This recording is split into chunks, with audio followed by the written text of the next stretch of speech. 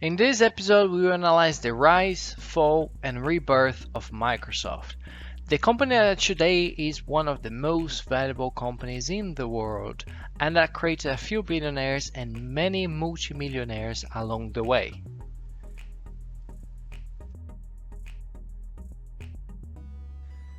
Bill Gates and Paul Allen founded Microsoft in 1975. They both had been childhood friends and created MS-DOS in the 80s.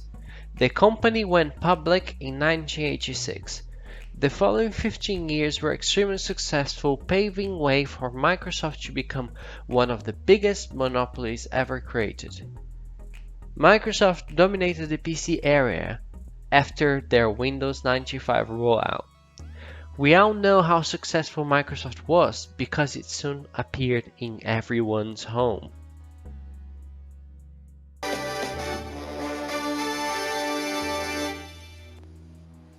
Hello, I'm Bill Gates, Chairman of Microsoft. In this video, you're going to see the future, Windows. The most successful products of Microsoft history were created under Bill.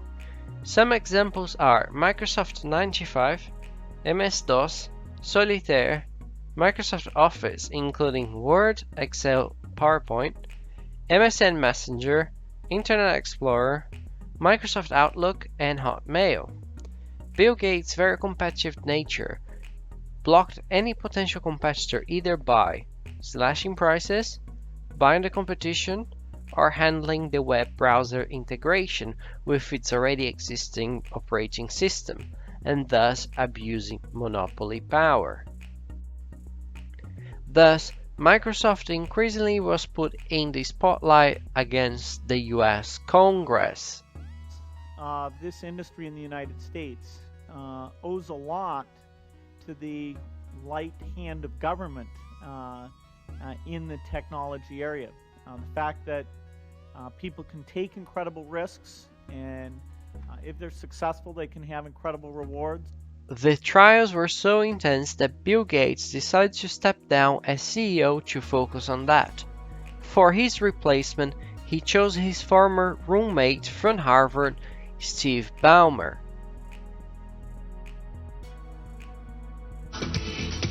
Ladies and gentlemen, Steve Ballmer!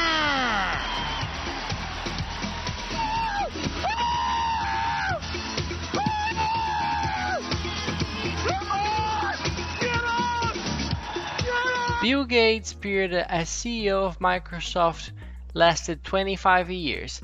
It was marked as an extremely successful period, but also very controversial. Cowardly sneak attack on one of the world's wealthiest men. The target was Microsoft Chairman Bill Gates.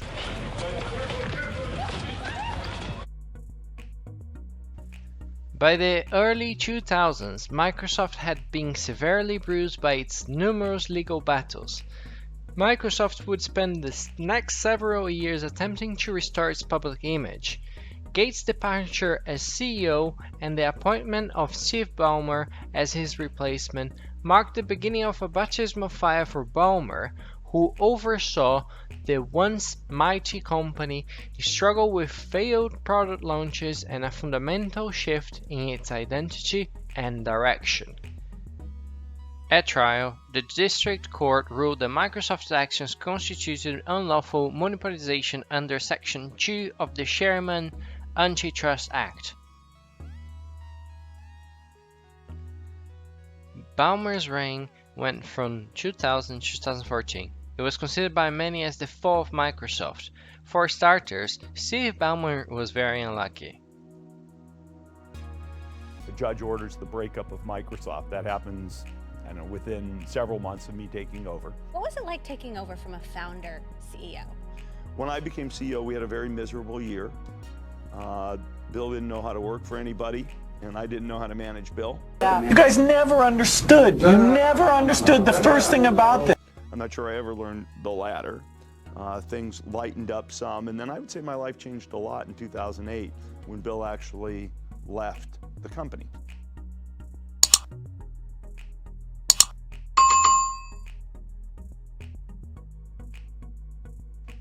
In this period, Microsoft Bing lost to Google Search, Amazon led the cloud computing with AWS, leaving Microsoft OneDrive and Azure far behind.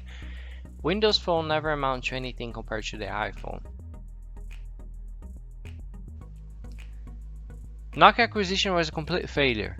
Microsoft face swaps lost to Facebook and Snapchat, and many other wasted opportunities, such as Bing Translator versus Google Translate, Microsoft Dynamics versus Salesforce.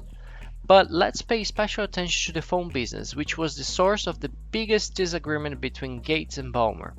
Despite billions of dollars and its great influence, Windows Phone was one of the greatest flops of the 21st century. Microsoft created a handheld PC back in 1996. By 2006, their phone already had 15% of market share, only behind Symbian by Nokia, but they were skeptical of the iPhone. Let's listen to what Steve Ballmer had to say about the iPhone. Steve Jobs goes to Macworld and he pulls out this iPhone. What was your first reaction when you saw that? $500 fully subsidized with a plan? I said, that is the most expensive phone in the world, and it doesn't appeal to business customers because it doesn't have a keyboard, which makes it not a very good email machine. Ballmer didn't recognize the fact that innovations at start are often inefficient, clunky, and problematic. They are unprofitable. However, following years of Moore's Law, they become the top-notch product in the industry and disrupt every competitor. Ballmer failed to plan long-term and let his short-term profit goals be his only driver.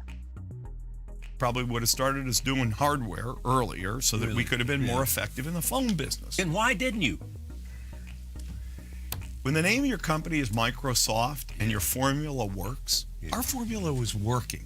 We were software guys. Coming back to Microsoft phone business, it took a full year of declining market share for Microsoft to wake up and start working on a comeback. In 2010, Ballmer launched the Windows Phone. Its greatest innovation was the live and moving pieces in the home page as opposed to static items in iPhone and Android. A great innovation, by the way. Great software, one of the greatest designs of phone at the time, and hardware was also excellent. Stats were one of the best of the industry. Microsoft won the same level of domination as iPhone by having the entire interface locked to Microsoft products, and unlike Google's Android, that would partner with other phone manufacturers. Microsoft went with Nokia, but it was already too late. Nobody was developing apps for a Windows Phone, given Android and iOS were the clear winners.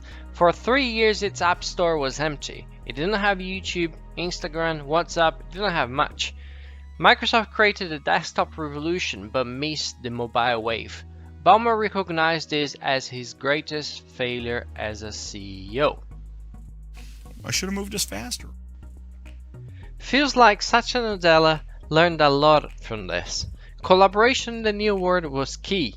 People are collaborating all the time with other people through multiple devices, and that's what Satya tried to do from the time that he took over as CEO of Microsoft. But before we go into that, let's shed a light on what Ballmer did well.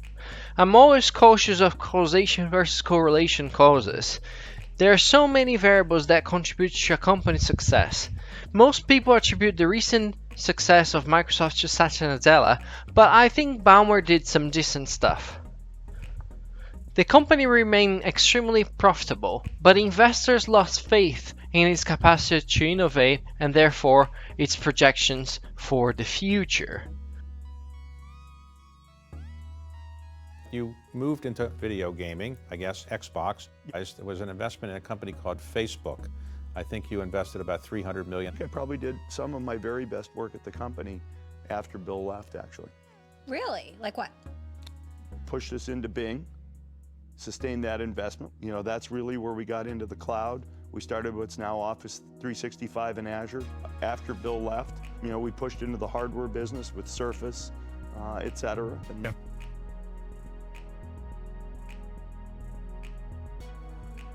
Developers developers, developers, developers, developers, developers, developers, developers, developers. Yes!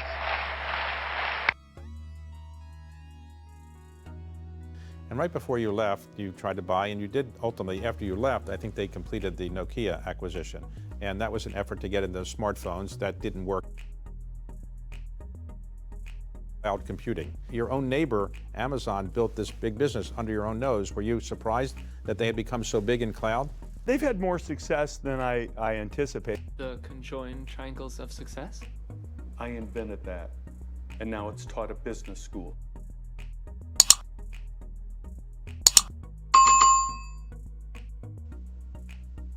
Unfortunately for Steve Ballmer, companies grow older, success breeds complacency, and then they become ripe for disruption by a small, nimble, and risk-taking startup.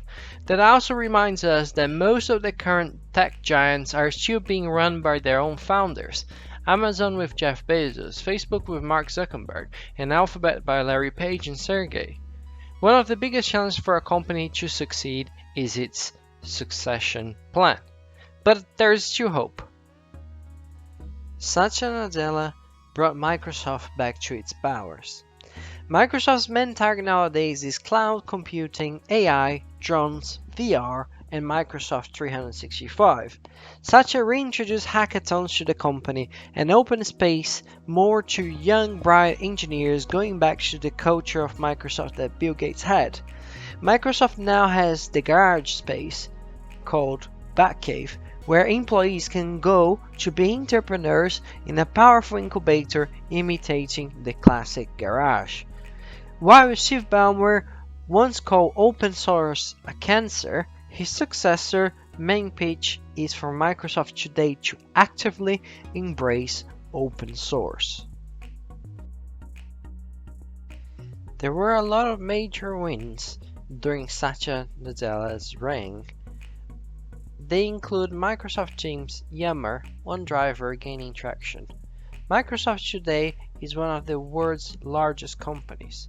Microsoft has had 225 acquisitions, and Microsoft now is a lot more like IBM than Apple. You've been the CEO 3.5 years. The stock is up about, I guess it's about 120%. How did you change that culture?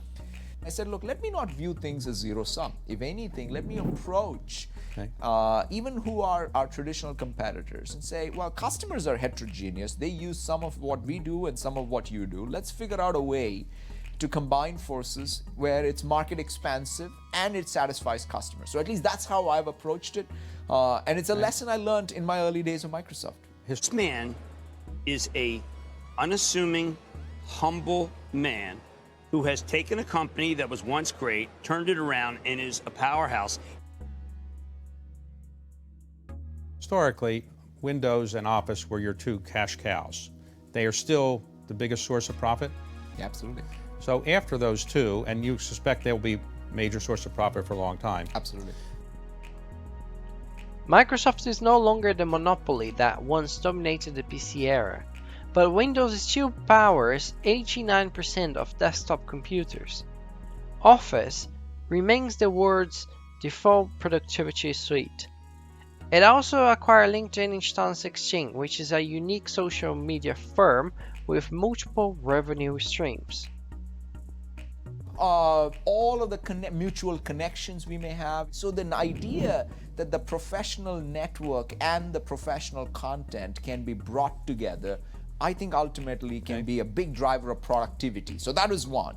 But one of the other pieces which has been a real game changer for us is LinkedIn is the way people do business-to-business sales. And if you want to be able to reach customers and sell, this integration is going to be game-changing.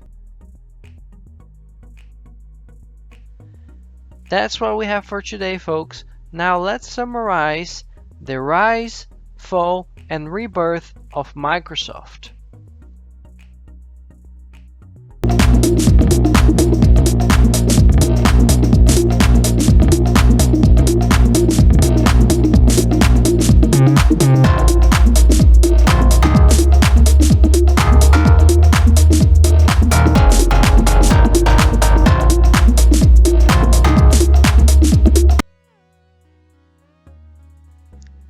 Bill Gates' time at Microsoft was very successful. He stayed as CEO from 1975 to 2000. After Gates resigned, Microsoft entered on a journey to increase diversification into new areas. However, Gates stayed on board as chairman of the board and chief software architect before giving up his day-to-day role at the company altogether in 2008.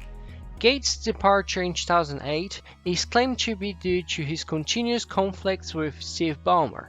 Most recently, in 2020, Bill Gates left Microsoft's board in order to focus solely on his foundation. Steve Ballmer's period as CEO was fully focused on increased profits and cash flow, but stock price did not follow. It didn't follow because of the lack of innovative projects. Now, Satya Nadella was responsible for the reorganization of the Microsoft philosophy, the shift from competition to making friends and having a productive collaboration with its nearest competitors. The special focus on cloud computing platform, and here's where we are today. Microsoft's on track to open at a record high, a market cap above $1 trillion. Quarterly results beat expectations on cloud strength. Here's Nadella on last night's conference call.